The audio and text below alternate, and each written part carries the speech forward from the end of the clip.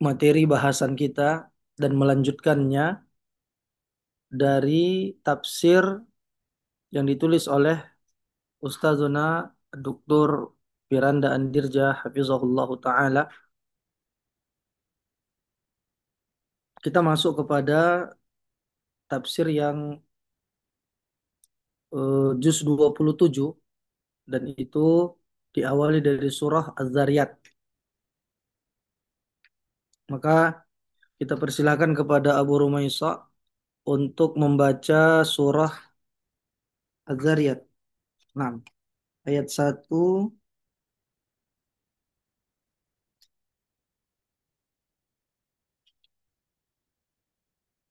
sampai ayat 23. Tafadhal Abu Rumaisa. Langsung dibaca semua Ustaz. Dari satu ayat Sampai sampai 20. dua. Tayyib, tayyib Ustaz. أعوذ بالله من الشيطان الرجيم. بسم الله الرحمن الرحيم. والذاريات ذروا فالحاملات وقرا فالجاريات يسرا فالمقسمات أمرا إنما توعدون لصادق وإن الدين لواقع والسماء ذات الحبك إنكم لفي قول مختلف يؤفك عنه من أفك قتل الخراصون الذين هم في غمرة ساهون يسألون أيان يوم الدين يوم هم على النار يفتنون ذوقوا فتنتكم هذا الذي كنتم به تستعجلون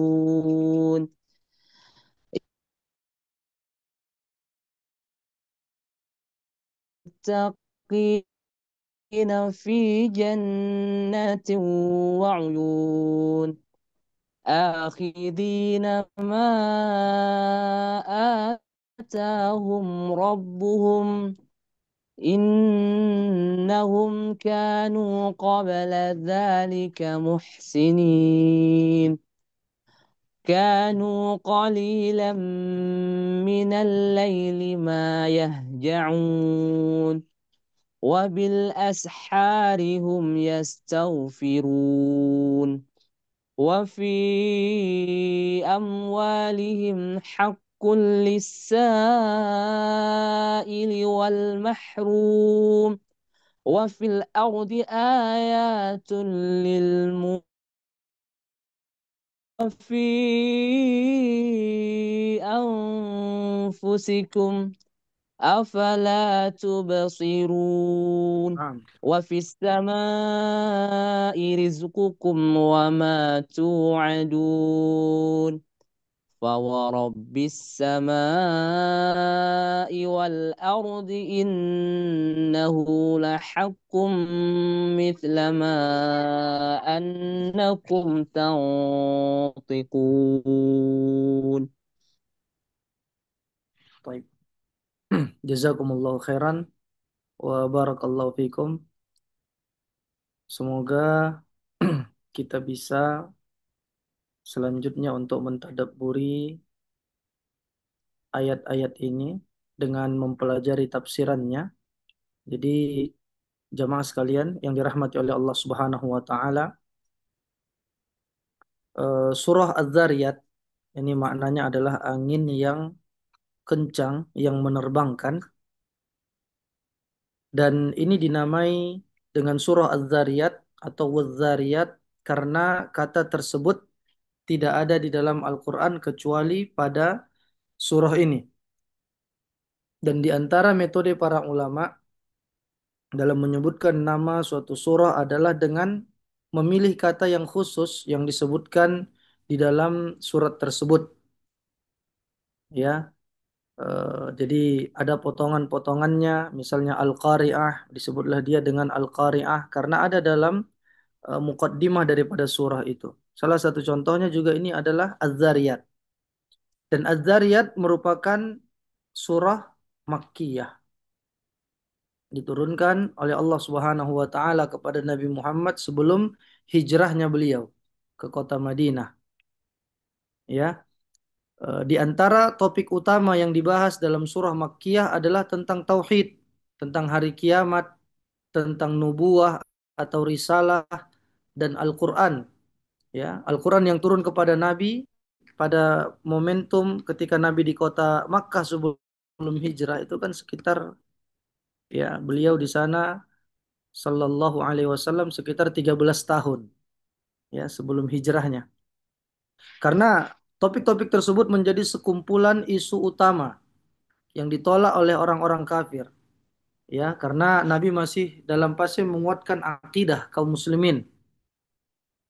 Dan jika diperhatikan pembahasan yang terdapat pada surah ini juga berkaitan dengan permasalahan-permasalahan itu.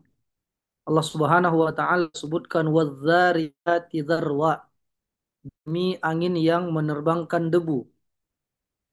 Dalam bahasa Arab, metode pengucapan sumpah, ya, menggunakan huruf sumpah berupa wa, waw, ya, al wau wal ba'u wat ta'u. Bisa kita sebut wallahi atau billahi atau juga tallahi, ya. Maka digunakan wadzariyat.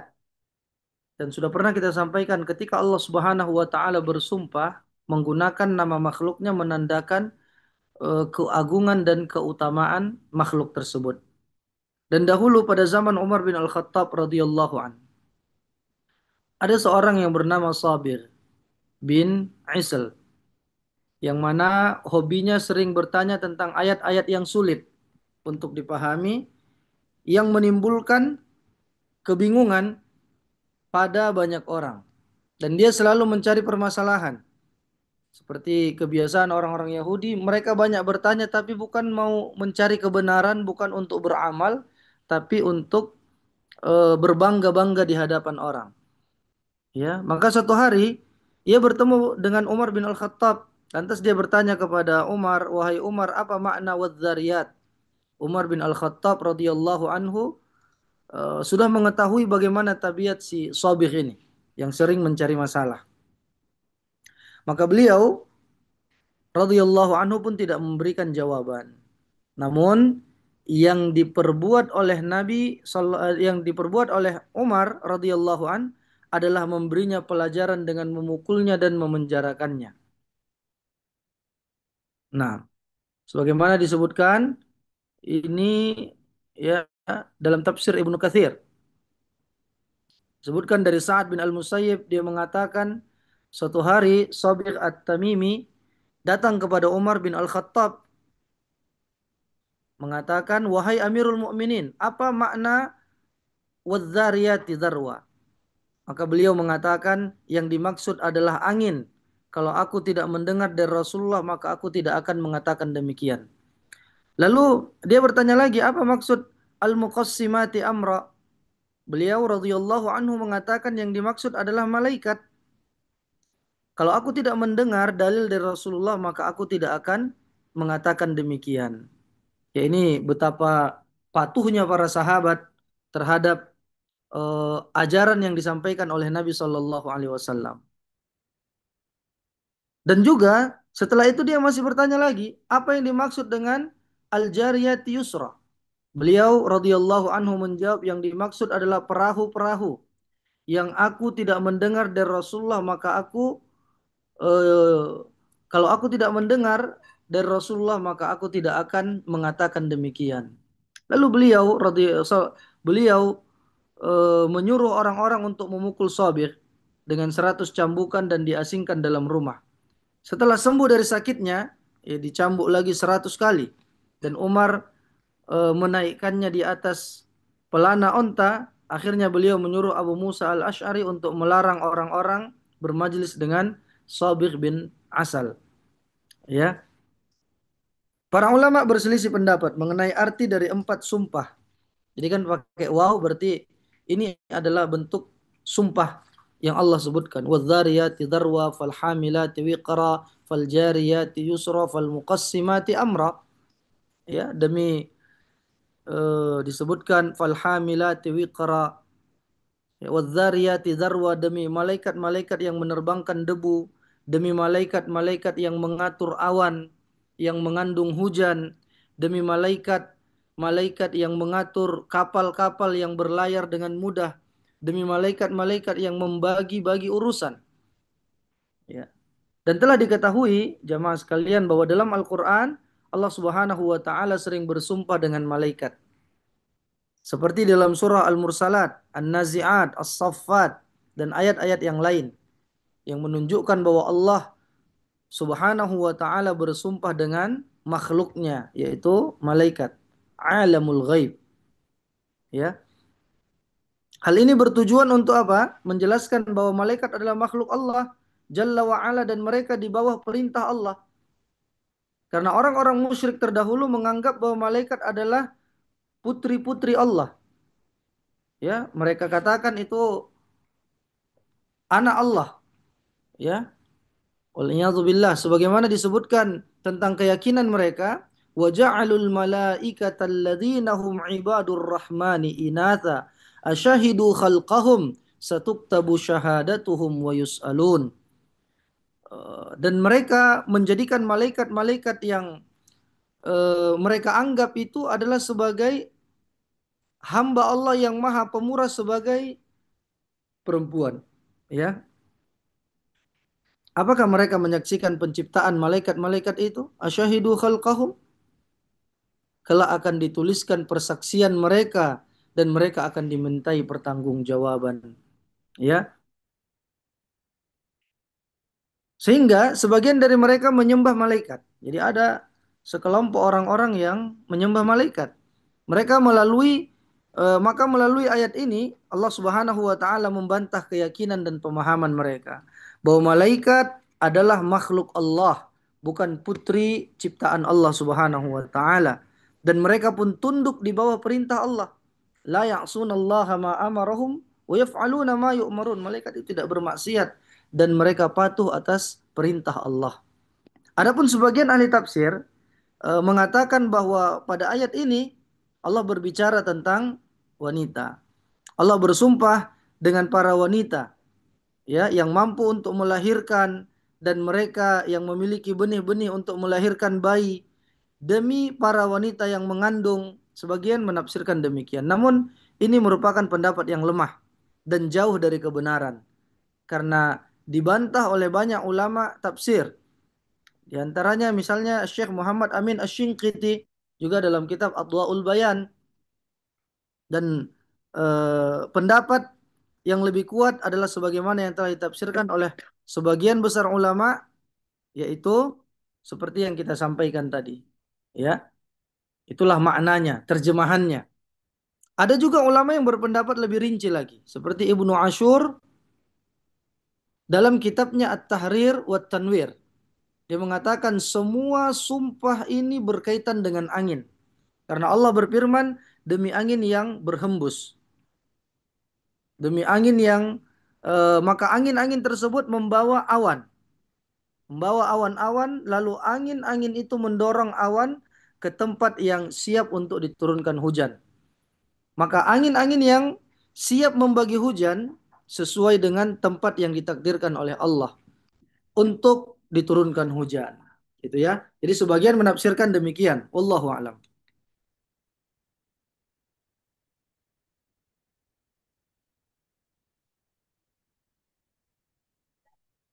Dan pada ayat ini Allah Subhanahu wa taala bersumpah dengan angin yang berhembus dengan kuat. Di mana angin-angin tersebut membawa awan yang berat.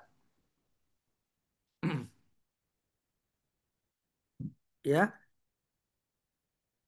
diturunkan di tempat-tempat yang telah Allah Subhanahu wa taala kehendaki.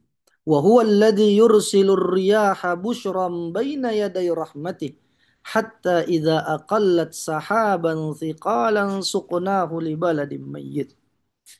Dialah Allah yang meniupkan angin sebagai ya pembawa kabar gembira, mendahului kedatangan rahmatnya, itu hujan. Sehingga apabila angin itu membawa awan yang mendung, kami halau ke satu daerah yang tandus. Dan dari segi bahasa, Ibnu Ashur, pendapat beliau ini juga sangat kuat. Karena pada permulaan ayat, Allah bersumpah dengan kata yang diawali dengan huruf wa. Ya, jadi itu bentuk sumpah. Setelah itu Allah menyebutkan ayat selanjutnya dengan kata yang diawali dengan huruf fa.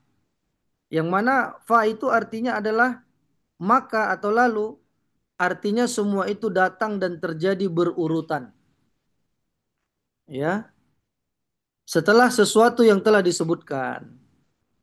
Ya, intinya banyak perbedaan pendapat oleh para ulama tafsir mengenai makna ayat ini. Namun perbedaan ini tidaklah bertentangan. Ya, jadi disebutkan bahkan para sahabat pun berbeda pendapat dalam penafsiran ayat ini. Ini yang sering kita ulang-ulang dalam kaidah tafsir itu biasanya itu namanya dengan khilaf tanawwu. Apa itu? Perbedaan yang menunjukkan keanekaragaman tidak saling kontradiksi salah satu dengan yang lain. Ya, seperti misalnya as-siratal mustaqim. Apa itu as-siratal mustaqim? Ada yang menafsirkan di kalangan para sahabat itu adalah Islam, adalah surga, itu adalah jalannya para sahabat. As-siratal mustaqim itu adalah hari kiamat, begitu ya. Tapi ini semua adalah makna yang benar, ya. Bukan khilafun tadad, bukan khilaf yang menunjukkan kontradiktif. Berbeda dengan misalnya dalam bahasan fikih, kalau ada perbedaan ya jelas memang biasanya perbedaan hukum misalnya khilaf tadad, perbedaan yang menunjukkan adanya kontradiksi. Misalnya haram, halal, ya kan Pak? Sunnah atau bid'ah, begitu. Atau ini wajib, ini haram, begitu. Jadi berbeda dia. Tapi kalau ada juga perbedaan yang menunjukkan tanawwu, keanekaragaman. Kadang Nabi membaca dalam doa iftitahnya Allahu Akbar kabira. Kadang Nabi membaca Allahumma ba'id baini wa baina khatayaya. Kadang Nabi membaca inni wajjahtu wajhiya. Kadang Nabi membaca subhanakallahumma bihamdik. Ini bukan ini perbedaan ini salah satu sama lain, enggak. Ini menunjukkan tanawu, perbedaan yang menunjukkan keanekaragaman. Semuanya benar. Dia mau baca doa iftitahnya Allahumma ba'id, silahkan. Dia mau baca doa iftitahnya Allahu Akbar kabira, atau sesekali dia baca subhanakallahumma bihamdik wa tabarakasmuk wa ta'ala jadduk wa la ilaha ghairuk, juga silahkan. Ketika apa misalnya sujud, dia baca subhana rabbiyal a'la saja, silahkan. Subhana rabbiyal a'la wa bihamdihi, boleh juga. Subuhun quddus rabbul malaikati warruh, juga bisa itu ya. Jadi itu jamaah sekalian. Biasanya juga dalam tafsir itu khilaf tanawwu, perbedaan yang menunjukkan keanekaragaman. Juga di ah, ya. Hmm.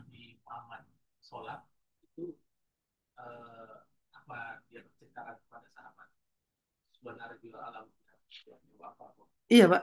Jadi Nabi Shallallahu Alaihi Wasallam kabarkan kepada para sahabatnya, "Sallu kama raaitumuni usalli." Salatlah kalian sebagaimana kalian melihatku salat. Dan hadis-hadis yang mendengar bersumber dari doa-doa iftitah ini adalah di antaranya adalah istri-istri Rasulullah Shallallahu Alaihi Wasallam yang mendengar langsung, para sahabat yang dekat dengan Nabi, mereka mendengar dan Nabi jelaskan, Nabi sampaikan, ya. Jadi Nabi Shallallahu Alaihi Wasallam sampaikan karena bentuk hadisnya hadis qauli dan fi'li. Itu berdasarkan ucapan dan juga perbuatan. Begitu ya. Nah, Kemudian dikatakan innama tu'aduna la sadiq, ya. Sesungguhnya sungguh apa yang dijanjikan kepadamu pasti benar. Allah bersumpah dengan angin yang itu bertujuan untuk menekankan bahwa apa yang dijanjikan oleh Allah kepada makhluknya pasti benar. Di antara janji Allah kepada kaum musyrikin adalah akan tiba hari kiamat dan akan ada azab Allah kepada mereka. Semua janji Allah pasti benar adanya. Dan di antara janji Allah yang diberikan kepada orang-orang yang beriman adalah mereka akan diberikan kebahagiaan di dunia dan mendapatkan surga di akhirat. Semua janji Allah tersebut adalah benar, ya. Jadi itu ada la sadiq, ada lam pendek, dia itu harus harus pendek lamnya karena itu namanya lam taukid, penguatan, menguatkan statement. Kalau dia baca lanya panjang itu jadi menafikan. Bahaya, salah makna ya, Pak. Misal nih, ada orang baca gini. Innama tu'aduna la sadiq. Fatal artinya. Sesungguhnya janji Allah tidak benar. Kalau lanya dia baca panjang. Tapi kalau dia baca pendek, itu yang seharusnya ya. La sadiq, benar-benar. Taukid dia. Lafaz taukid, penguatan sebuah statement. Dan kita tidak ragu, ya. Kita hakul yakin dengan apa yang Allah Subhanahu wa taala janjikan. Wa innad dina lawaqi', dan sungguh hari pembalasan itu pasti terjadi. Secara bahasa ad-din bermakna pembalasan, ya. Balasan bagi orang-orang yang beriman adalah surga, sebaliknya balasan orang kafir adalah siksaan neraka jahanam, ya. Was sama'i dzatil hubuk, dan demi langit yang mempunyai jalan-jalan, ya. Di dalam ayat ini Allah Subhanahu wa taala bersumpah pada yang kedua kalinya. Para ulama berbeda pendapat dalam menafsirkan kata al-hubuk. Ada yang mengatakan maknanya adalah at-turuq, yaitu jalan-jalan. Artinya di langit terdapat banyak jalan yang tidak pernah dilihat oleh manusia. Hanya Allah Subhanahu wa taala yang mengetahuinya. Dan tentang jalan-jalan tersebut hanya Allah yang mengetahui tentang jalan tersebut dan tidak ada manusia yang mengetahuinya. Kedua, ada yang mengatakan maknanya adalah al-hubuk diambil dari sebuah arti layaknya tenunan yang kokoh dan rapi. Maka demikian juga dengan langit yang ditenun oleh Allah dengan tenunan yang sangat rapi, kokoh dan kuat, gitu ya. Tidak ada yang rusak dari tenunan tersebut. Dan yang ketiga, ada juga sebagian ulama yang menafsirkan dengan langit yang indah yang dihiasi dengan berbagai macam perhiasan.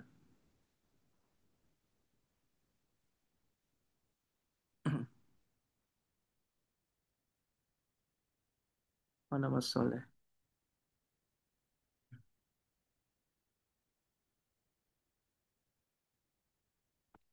Ingatkan Mas Soleh. Ya. Seperti yang diketahui jamaah sekalian, azani Allah wa iyyakum, bahwa menurut ilmu pengetahuan zaman sekarang bahwasanya langit adalah ciptaan Allah yang luas dan besar dan di dalamnya terhiasi dengan berbagai macam galaksi dengan jumlah yang tak terhitung, ya. Dan menurut ilmu astronomi juga matahari memiliki ukuran yang sangat besar dan luas berkali-kali lipat dari besarnya bumi. Namun dari sudut lain dari langit ini adalah ciptaan Allah yang lebih besar dari matahari, yaitu berupa galaksi lain yang jumlahnya banyak, ya. Dan di dalam masing-masing galaksi tersebut bertebaran ribuan bahkan jutaan planet dan bintang. Dan masing-masing planet dan bintang tersebut mungkin saja berukuran seperti besarnya matahari atau bahkan lebih besar dari itu. Maka para ulama zaman sekarang mengatakan itulah di antara makna dari ayat ini. Artinya langit memiliki tenunan yang rapi dan tidak ada kerusakan sedikit pun. Wallahu a'lam. Dan juga dikatakan innakum lafi qaulim mukhtalif. Sungguh kamu benar-benar dalam keadaan berbeda-beda pendapat. Allah Subhanahu wa taala mengajak berbicara kepada orang-orang musyrikin disebabkan karena mereka selalu dalam keadaan kontradiktif dalam berbagai hal, ya. Disebutkan dalam Al-Quran, tahsabuhum jami'an wa qulubuhum syatta. Kalian menganggap mereka itu satu, padahal hati mereka berpecah belah. Contohnya seperti dalam masalah hari kiamat. Mereka berbeda pendapat. Di antara mereka ada yang mengatakan bahwa hari kiamat atau hari kebangkitan itu tidak mungkin terjadi. Ada yang mengatakan mungkin yang dibangkitkan hanyalah ruh. Dan berbagai macam perkataan yang berselisih mereka dalamnya. Ya. Contoh lain tentang perkataan mereka yang kontradiktif adalah mereka berselisih tentang Nabi Muhammad Sallallahu Alaihi Wasallam. Sebagian mereka mengatakan bahwa Nabi adalah orang gila. Sebagian mengatakan sahir, yaitu penyihir. Sebagian mengatakan Nabi terkena sihir. Sebagian mengatakan Nabi adalah kahin atau dukun. Sebagian juga mengatakan penyair. Ya, sedangkan mereka sendiri tidak sepakat dalam perkataan tersebut. Karena mereka tahu bahwa semua yang mereka ucapkan adalah salah. Sehingga hal itu membuat mereka selalu berselisih dalam masalah tersebut dan berpikir apalagi yang hendak mereka tuduhkan kepada Nabi kita Muhammad sallallahu alaihi wasallam. Itulah sebabnya Allah berfirman dalam ayat ini, begitu juga di dalam masalah akidah. Mereka memiliki Tuhan yang berbeda-beda, ya. Keyakinan mereka terhadap sesuatu patung berbeda dengan keyakinan terhadap patung yang lain. Bahkan anggapan misalnya eh, orang-orang yang mereka kultuskan kuburannya di negeri A, yang satu mengklaim di negeri B, yang satu lagi mengklaim di negeri C, gitu ya. Waliyadzubillah, terjadi perbedaan-perbedaan. Nah, bahkan di antara mereka saling menyalahkan satu sama lain. Waliyadzubillah. Allah Subhanahu wa taala mengatakan dengan lafaz lafi yang maknanya adalah sungguh-sungguh. Ini tadi kita sebutkan taukid, penguatan, ya. Penekanan, seakan-akan perselisihan atau pendapat mereka yang kontradiktif tersebut selalu melazimi dan tidak pernah lepas dari mereka. Sahih, ya. Jadi ada misalnya di perjanjian lama misal dikatakan bahwa nabi tertentu wafat di usia 42 tahun, di pasal yang lain dikatakan misalnya lebih dari itu. Jadi terjadi perbedaan-perbedaan, ya. Yu'faku anhu man ufik. Dipalingkan darinya Al-Quran dan Rasul yang itu orang yang dipalingkan. Maksud dari ayat ini adalah orang-orang musyrikin. Dipalingkan dari kebenaran. Padahal kalau kita kita apa ya Pak? Kita lihat tirai sejarah. Mereka kan paham bahasa Arab gitu ya. Mereka bahkan menyaksikan Nabi Muhammad diutus.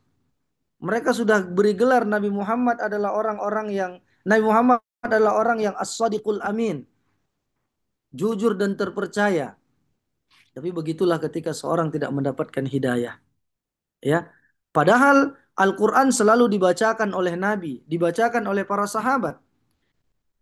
Namun di samping itu Al-Quran juga berbahasa Arab yang mereka mengerti dengan baik bahasa tersebut. Seandainya Al-Quran dibacakan, tentu mereka lebih paham dan daripada banyak orang Islam yang tidak bisa berbahasa Arab. Makanya salah seorang penyair yang masuk Islam diantaranya adalah Abu Dzar Al-Ghifari. Dia ketika dia mau masuk kota Makkah disuruh tutup telinga pakai kapas. Cuman dalam hati kecilnya dia mengatakan, saya seorang ahli bahasa. Biarkan saya netral menilai. Kalau memang yang diucapkan Muhammad itu baik, saya akan ikuti. Kalau tidak baik, tidak ada guna, tidak ada ruginya saya tidak mengikutinya, begitu kan? Akhirnya dia buka pelan-pelan. Itu nanti di An-Najm kita baca. Baru dia dengar Nabi Muhammad baca, "Wan najmi idza hawa ma dhalla sahibukum wa ma ghawa wa ma yantiqu 'anil hawa." Ujung-ujungnya itu seragam, selaras gitu. Langsung dia mengatakan, demi Allah, ini bukan buatan manusia. Karena dia ahli bahasa, dia penyair. gitu ya. Tapi itu yang bagi orang-orang yang mendapatkan hidayah. Taib. Akan tetapi dengan kelebihan itu semua, mereka dipalingkan dari kebenaran, sehingga mereka tidak mau beriman kepada Al-Quran. Maka dari itu di antara mereka seringkali saling berwasiat agar jangan sampai mendengarkan Al-Quran. Sebagaimana Allah sebutkan di dalam firman-Nya, وَقَالَ الَّذِينَ كَفَرُوا لَا تَسْمَعُوا لِهَذَا الْقُرْآنِ وَالْغَوْا فِيهِ لَعَلَّكُمْ تَغْلِبُونَ. Dan orang-orang kafir berkata, janganlah kamu mendengarkan bacaan Al-Quran ini. Dan buatlah kegaduhan terhadapnya. Agar kamu dapat mendominasinya. Artinya ada sesuatu yang benar-benar nyata berada di atas kebenaran. Namun mereka tidak beriman. Karena sejatinya mereka telah dipalingkan. Dan ini juga menjadi pelajaran bagi kita tentang urgensi daripada hidayah taufik. Itu mutlak milik Allah Subhanahu wa taala. Ketika dikatakan yu'faku anhu man ufik. Sebagian ulama mengatakan kata ganti anhu itu darinya bermakna dari Al-Quran. Artinya mereka dipalingkan dari beriman kepada Al-Quran. Ada juga ulama yang menafsirkannya berpaling dari Nabi Muhammad. Artinya mereka benar-benar tahu tentang kebenaran Nabi Muhammad dan apa yang dibawanya. Bahwa beliau adalah pribadi yang jujur. Bahkan mereka memberikan gelarnya Al-Amin, yang terpercaya. Seandainya beliau mau mengikuti kemauan mereka, tentu beliaulah yang akan menjadi pemimpin di negeri Mekah. Kan mereka tawarkan, apa yang kau inginkan wahai Muhammad? Tahta, kami berikan engkau tahta, jabatan. Harta, kami akan berikan engkau harta. Yang penting Nabi Muhammad mengikuti apa yang mereka inginkan. Hawa nafsu mereka. Tapi tidak mau. Ya, Rasulullah menolak. Dan kondisi mereka ini mirip dengan kondisi orang-orang munafikun. Sejatinya tidak ada yang kurang bagi mereka. Seluruh sebab-sebab untuk beriman telah hadir di hadapan mereka. Mereka hidup di zaman Nabi, melihat diri dan akhlak beliau, mendengar salat dan khutbah beliau, dan melihat langsung mukjizat yang dimiliki oleh Nabi Muhammad. Akan tetapi mereka sama sekali tidak beriman kepada Rasulullah Sallallahu Alaihi Wasallam. Ya, yang berikutnya disebutkan Qutilal kharrasun. Ya, al kharrasun dari kata al kharsu yang artinya adalah menduga-duga. Artinya mereka selain disebut dengan sebutan pendusta, Allah juga menyebut mereka sebagai orang yang suka menduga-duga. Ya, Ah, padahal dugaan mereka, karena seluruh keyakinan yang mereka miliki adalah dugaan semata, tidak ada yang pasti. Tatkala mereka mengatakan Muhammad adalah orang gila, penyair, sebenarnya itu adalah prasangka saja, praduga saja. Dan mereka yakin bahwa Nabi Muhammad bukanlah orang gila. Begitu juga halnya keyakinan mereka terhadap berhala, itu juga merupakan dugaan-dugaan mereka. Ya, kemudian mereka berusaha memastikan dugaan tersebut yang pada hakikatnya itu tidak ada bukti, tidak ada dalilnya sama sekali.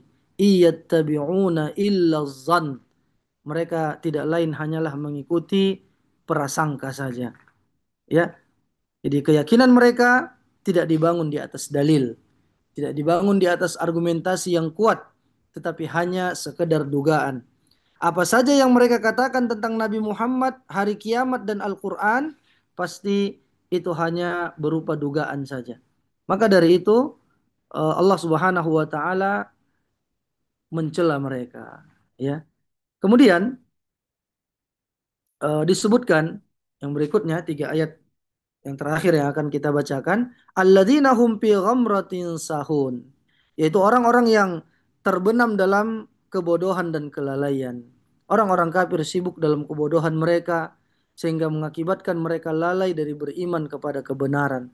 Walaupun banyak sudah bukti-bukti mukjizat yang mereka saksikan. Ya, yas'aluna ayyana yaumuddin yaumahum 'alan nari yuftanun. Mereka bertanya, kapankah hari pembalasan itu? Maka hari pembalasan itu adalah hari ketika mereka diazab di dalam api neraka. Ya, wal billah. Mereka lebih sesumbar kepada Nabi Muhammad dengan berkata, ya, kapan hari kiamat itu? Seolah-olah mereka nantang, ya, nantangin Rasulullah. Engkau telah mengatakan adanya surga dan neraka, adanya yaumul hisab, hari kebangkitan. Kapan itu terjadi? Maka Allah Subhanahu wa taala menjawab pertanyaan mereka dengan mengatakan, yaumahum 'alan nari yuftanun. Bahwa hari pembalasan itu adalah pada hari ketika mereka diazab di api neraka. Ya. Jadi jamaah sekalian yang dirahmati oleh Allah Subhanahu wa taala, eh, orang-orang kafir itu kebiasaannya adalah mengejek Rasulullah dengan pertanyaan-pertanyaan yang menyudutkan beliau, ya. Maka ayat ini menjawab pertanyaan tersebut sekaligus sebagai balasan kepada mereka bahwa hari kiamat pasti akan datang. Tatkala orang-orang kafir dibakar di api neraka, seakan-akan Allah mengatakan kepada mereka, hari kiamat itu akan datang tatkala kalian diazab di dalam api neraka. Dan ayat ini juga menunjukkan bahwa Rasulullah Shallallahu Alaihi Wasallam tidak mengetahui kapan terjadinya hari kiamat. Ya, maka namun ada sebagian orang pada zaman sekarang berani melakukan prediksi akan terjadinya hari kiamat, seperti dengan mengatakan 3 tahun lagi Dajjal akan muncul, tahun 2012 katanya kiamat, ya. Padahal sudah lewat sekarang. 2020 katanya mau kiamat lagi. Padahal kiamat pribadi dia sendiri yang meninggal, ya kan? Kiamat lokal gitu. Yang memprediksi meninggal duluan sebelum prediksinya. Tapi banyak orang-orang yang nyari sensasi, ya. Wal Ini merupakan perbuatan yang nekat dengan memprediksikan waktu terjadinya hari kiamat. Hendaknya bagi setiap orang yang beriman berhati-hati dengan masalah ini. Hendaknya dia memilih majelis ilmu yang benar-benar mengikuti petunjuk yang kuat yang bersumber dari kitabullah dan hadis-hadis Rasulullah sallallahu alaihi wasallam. Mungkin demikian, kita cukupkan dulu materi eh, tafsir pada kesempatan malam hari ini. Wa akhiru da'wana anilhamdulillahi rabbil alamin. Kalau mungkin ada pertanyaan baik dari yang online maupun yang offline kami persilahkan. Assalamualaikum warahmatullahi wabarakatuh. Ya, Abu Rumaisa. Iya, biasa pertanyaan di Telegram. Baik.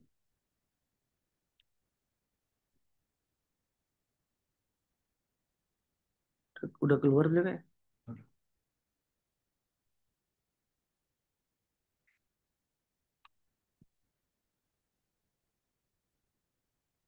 Ya, silakan. Silakan.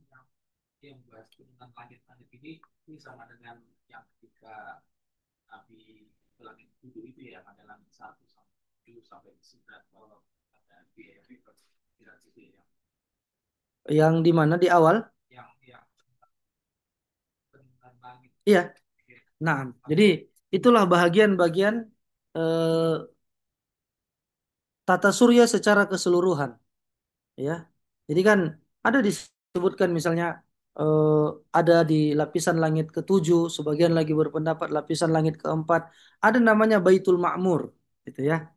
Nah, yang mana di situ setiap hari 70.000 malaikat masuk melaksanakan ibadah dan tidak keluar. Datang lagi 70.000. Jadi menandakan bahwa eh, ciptaan Allah Subhanahu wa taala itu sangatlah agung, gitu ya. Termasuk dari penyebutan langit itu, langit, lapisan-lapisan langit, ya, yang disebutkan di sini ada malaikat, ada nabi ini ketika Nabi Isra Mi'raj ketemu sama Nabi Musa, Nabi Isa, gitu ya. Wallahu a'lam.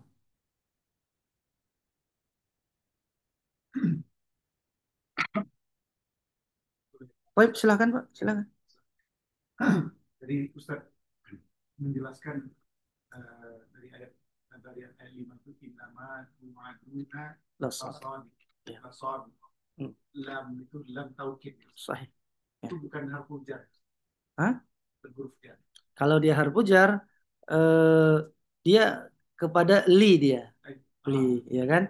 Jadi dia lam taukid. Misalnya ketika apa namanya, orang-orang saudara-saudara Yusuf ketika mereka berbalik menanyakan kepada beliau karena dibilang eh ini Benyamin ini memang pencuri karena dulu saudaranya adalah pencuri begitu kan. Jadi dibilang sama Nabi Yusuf itu adalah tipu daya kalian begitu kan. Lalu mereka terhenyak, heran kok bisa tahu gitu. Langsung mereka kata apa? Katakan apa? A anta a innaka la anta Yusuf. Itu kan. La anta. Jadi la-nya itu dalam taukid. Loh, jadi engkau memang benar-benar Yusuf. Karena nggak ada yang tahu cerita itu kecuali Nabi Yusuf gitu kan. Lalu Nabi Yusuf mengatakan saya. Jadi la di situ adalah lam taukid. Adapun kalau dia huruf jar, dia itu biasanya huruf ke barisnya baris bawah li, gitu kan? Misalnya kita katakan eh, lir rasuli, ya kan? Lillahi walir rasuli, ya kan? Allahumma gfir lil muslimina, muslimin bukan muslimun, wal muslimati wal mu'minina, itu terus dia majrur semuanya. Jadi barisnya. Jadi untuk melihat barisnya kalau dia berbaris fathah berarti dia lam taukid. Nah, baik. Ada yang lain? Uh, Oke, yang hmm. mengenai tanawuf tadi, Nah, dari Ibn Ashur, baik. Ashur. Ya, silakan. Jadi beliau berpendapat sepertinya Allah alam berbeda dengan penjelasan Umar bin Khattab. Nah, Jadi itu termasuk tanawunya lah. baik. Ya, itu bagian dari tanawu artinya perbedaan yang menunjukkan keanekaragaman. Ya. Jadi sama seperti misalnya zarrah kan? Faman ya'mal mithqala dzarrah. Itu apa itu zarrah itu? Ada yang mengatakan biji-bijian yang sangat kecil, ya kan? Ada yang mengatakan seperti semut hitam yang berjalan di malam yang gelap gulita. Ada juga mengatakan itu ibarat dari partikel terkecil yang ada di dunia ini, apapun namanya gitu. Kalau dulu orang temui mungkin atom katanya partikel terkecil. Sekarang udah ada inti atom misalnya. Yaitu artinya sekecil apapun gitu ya. Jadi apakah ini kontradiktif satu sama lain? Tidak. Nah, cuman mungkin yang mereka pahami orang-orang orang itu memahami inilah yang paling kecil adanya di masa mereka gitu kan. Ternyata mungkin diteliti ada lagi yang lebih kecil gitu. Allahu a'lam.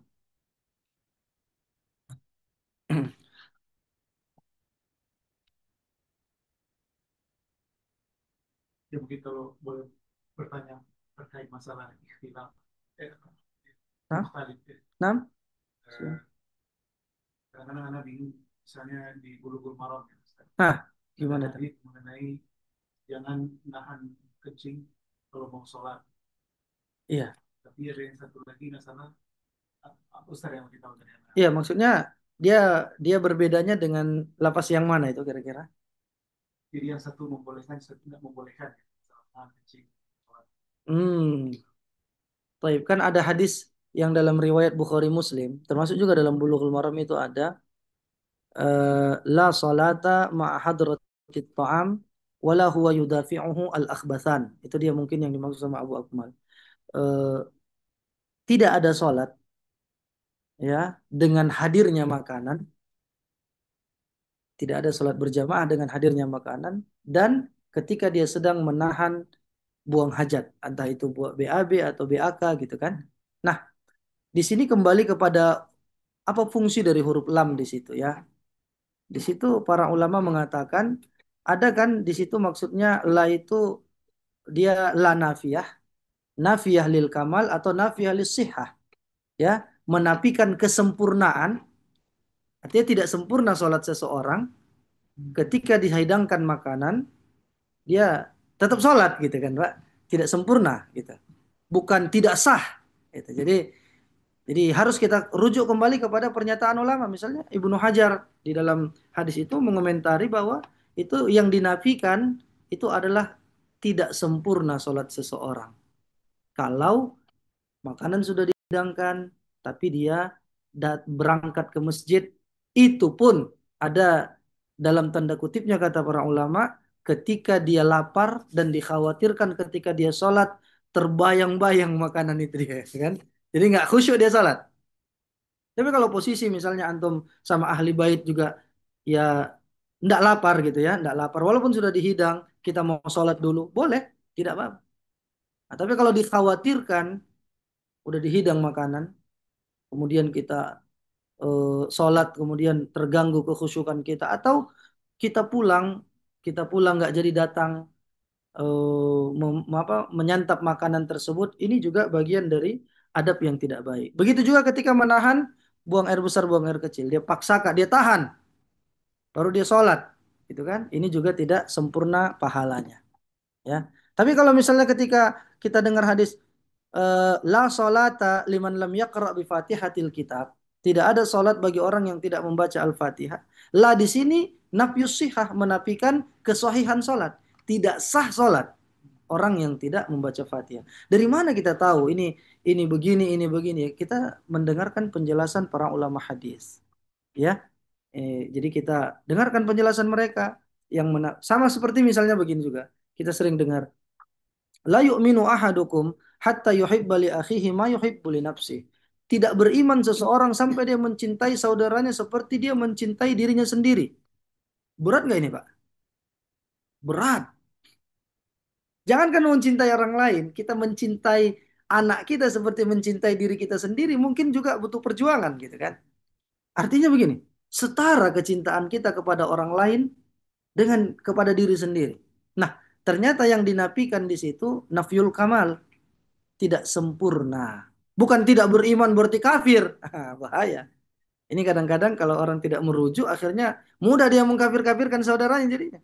Padahal yang di situ tidak sempurna iman seorang di antara kalian. Bukan berarti tidak tidak beriman, akhirnya habis keimanannya, tidak.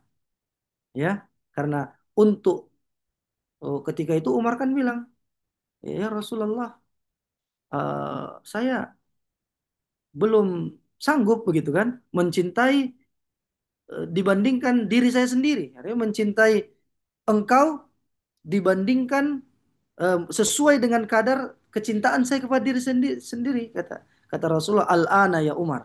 Sekarang usahakan wahai Umar. Nah, cuman Nabi tidak mengatakan tidak beriman berarti maknanya adalah kafir. Wallahu alam. Mungkin kita cukupkan dulu sampai di sini ya.